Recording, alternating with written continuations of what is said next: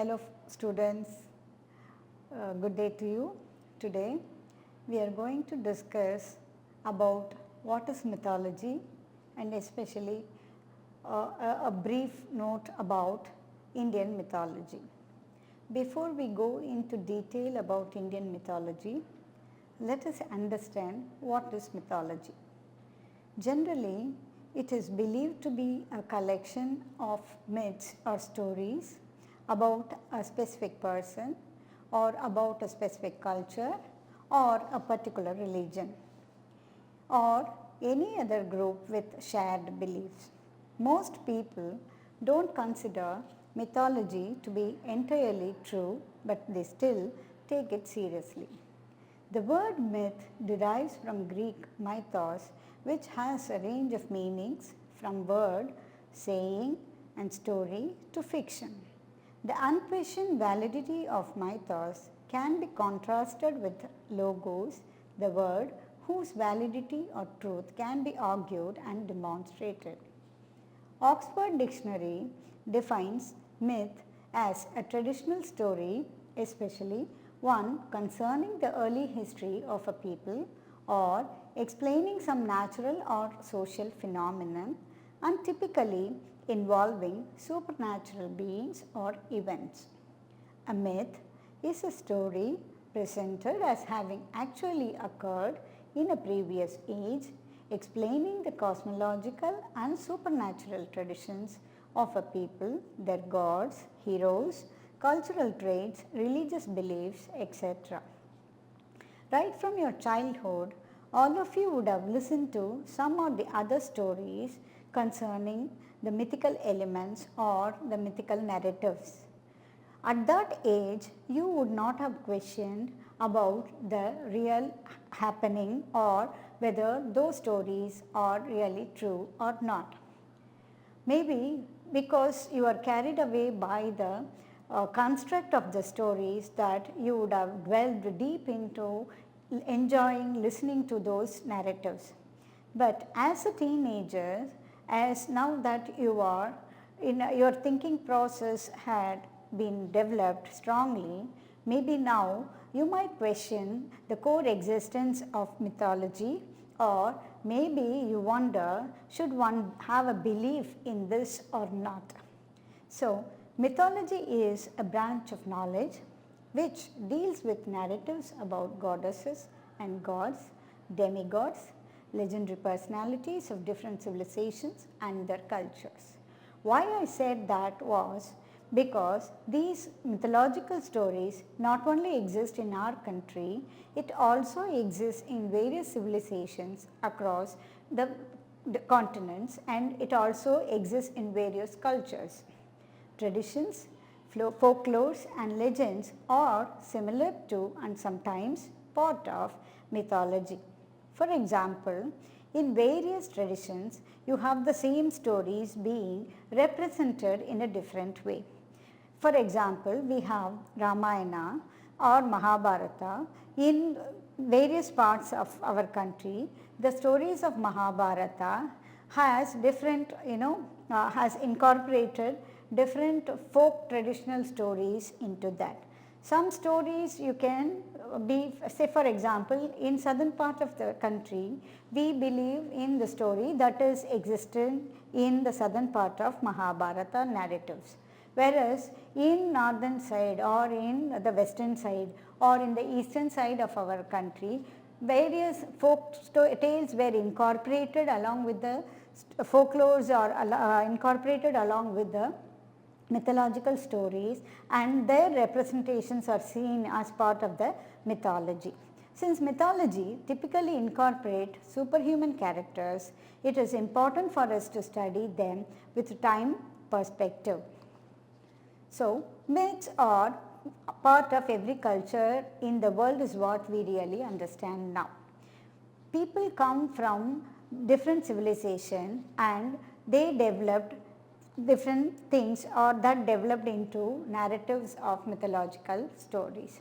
At their most basic level, what do myths do? They comfort by giving a sense of order and meaning to what can sometimes seem a chaotic world. They in fact bring meaning to our own lives. So let us understand what is Indian mythology. See, the wisdom of myths pave the path for the modern society. This is the core idea of the mythology, to the present context. We also need to understand the mythology of our respective cultures to be bond with it better. The volume of knowledge in the myths not only transmits religious experiences but also projects role models of behavior patterns.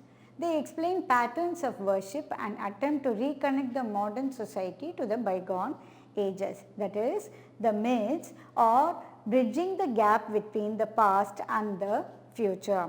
They are trying to make meaning for the past by presenting it in a new perspective to the future. Modern theories on mythology sum up the branch as that which explains the spiritual potential of individuals and societies. It is not only connecting the past and the future, it also connects, it also relates the spiritual potential of the individual to the society. It also explore the common archetypes and explain mind patterns, especially in relation to the pairs of opposites like good and bad, virtue and vice, etc. Say for example, if you take the myths of varied cultures and varied civilizations, you will understand there is always a moral, there is always a victory of good over the bad, victory of virtue over the vice. So this is the common platform or the common archetypes which is being explained through the myths. In Indian mythology, different stories have been passed from generation to generation, either by word of mouth or through carefully stored records of the same. These stories, which form the backbone of Indian mythology, are a great medium for people to inculcate interest in Indian culture in the younger generation, both the natives and non-natives. The stories are most effective in conveying powerful messages to the readers, thereby influencing the personality. For example, in the modern times, we talk about the managerial principles that are existing in the Bhagavad Gita. In fact, they are trying to emanate leadership qualities which are very essential, which is being embedded in the essence of Bhagavad Gita. The intention of Indian mythological literature is to convey subtle facts, rules and maxims to guide our daily lives. Mythology is quite inseparable from our day-to-day life. It is because it is guiding us for our own essentialities of our everyday lives. There are usually multiple stories explaining the same fact, occasion or festival, with each version being right in its own merit. This is a result of the natural evolution the stories might have gone through in the process of being handed over from generation to generation for centuries. The Puranas were composed 1500 years ago between the 10th and the 5th century AD. What differentiates the Puranas from the Vedas is the value placed on the temple worship, pilgrimages and stories to express a philosophy. The chief protagonists are the trinity of Brahma, Vishnu and Shiva and their counterparts Saraswati, Lakshmi and Durga.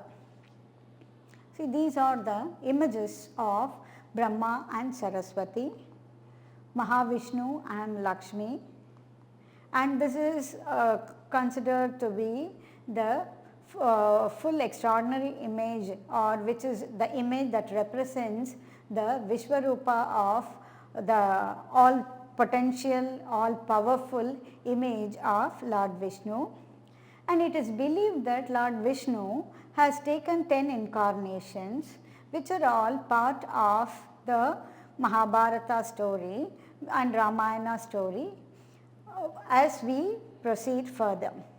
This is the first Lord incarnation of Mahavishnu, which is called as Matsya Avatar. Then we have the second Lord incarnation, which is the Kurma Avatar. Then you have the Narsimha Avatar.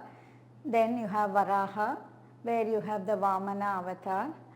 Then you have the Parasurama Avatar. Then as you are all familiar with the Rama Avatar of Lord Vishnu, which is believed to have happened in the Yuga, that is before the Dwapara Yuga of Krishna Avatar. Then this is Balarama and Krishna, and the different gods and goddesses and demigods in the Hindu pantheon. Okay. Now coming to the scriptures. So we saw what are the gods and demigods, who are all the demigods involved in our myths. Now to the scriptures, the texts, okay, the Vedas. The word Veda means knowledge. There are 4 Vedas, as you are already aware, Rig, Yajur, Sama and Adhavana, which are taught to express the fundamental knowledge of human existence. These words are considered Shruti in Hinduism, meaning what is heard. See, the Vedas, during the times of Veda, it was not initially existing in the written form. It has been transformed from one generation to the other generation through the oral tradition. The Rig Veda is one of the oldest, and the next is the Sama Veda, and Yajur Veda draw from it directly, while the Atharva Veda takes a different course. Next is the Upanishads. Upanishads are the religious, philosophical texts which are considered to be the end of the Vedas. Probably you can say the essence of Vedas are seen in the Upanishads. The Upanishads reveal the underlying truth in the Vedas. That's what I said. It reveals the real essence of Vedas. Okay. So there are between 180 to 200 Upanishads, and some Upanishads like Brihadaranyaka Upanishad or Chandogya Upanishad, Katha Upanishad are some of the important Upanishads are there. So all these Upanishads have the essence of the 4 Vedas in them. The next is the Itihasas. What are Itihasas? The Itihasas are nothing but simple stories, which is just a comprehended version of Vedas for the purpose of reaching the common man. The common man cannot understand the difficult text of Vedas, so in order to make the common man understand the essence of Vedas, the sages like Valmiki and Vyasa wrote Mahabharata and Ramayana in order to take the benefit of Vedas to the ordinary people, to the uneducated or a layman crowd. The same philosophy which is represented, which is spread through the Vedas, is presented in the form of stories through the Itihasas, through parables or through analogies for the betterment of mankind. The Puranas. Next is the Puranas. Puranas are of the same class as that of the Itihasas. They are also stories. But what is the difference between Itihasas and Puranas? Or the Puranas have 5 characteristics which are called as Pancha Lakshana, which is 5 important components like history, cosmology, then secondary creation, genealogy of kings and of Manvantaras. All the Puranas belong to the class of Suruhit Samhitas. Vyasa is the compiler of the Puranas from age to age. And this age, he is called as Krishna Dvaipanya, the son of Parasara. The Puranas were written to popularize the religion of the Vedas. See, all the Puranas or Itihasas, all they aim in comprehending, compressing the essence of Vedas in the form of parables, stories, to reach the ordinary person. The Puranas aim to impress the minds of the masses, and they want to take the teachings of Vedas and to generate devotion to God in the common man. Through concrete examples like myths, stories, legends, lives of saints, kings and great men. Even allegories and chronicles of great historical events are narrated through the Puranas. As we earlier said, the myth also contains stories of history. Is now understood how through Puranas even historical events are also narrated. The sages made use of these things to illustrate the eternal principles of religion. The Puranas were meant not for the scholars but for the ordinary people who could not understand high philosophy and who could not study the Vedas. The scriptures or the Puranas, they are mainly 18 Puranas. The main Puranas are like some of them: Vishnu Purana, Naradiya Purana, Srimad Bhagavata Purana, Garuda Purana, Padma Purana, Varaha Purana, Brahma Purana, etc. etc. Of these, 6 are categorized as Sattvic Puranas and they glorify Mahavishnu. 6 are called Rajasic Purana and they glorify Brahma, and 6 are Tamasic and they glorify Shiva. The Mahabharata is also known as Jaya, which was titled by Vedavyasa as Jaya.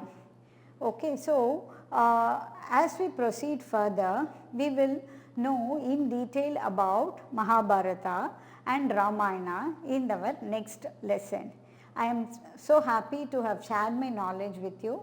I hope you would have understood very clearly about the Indian mythology to begin with.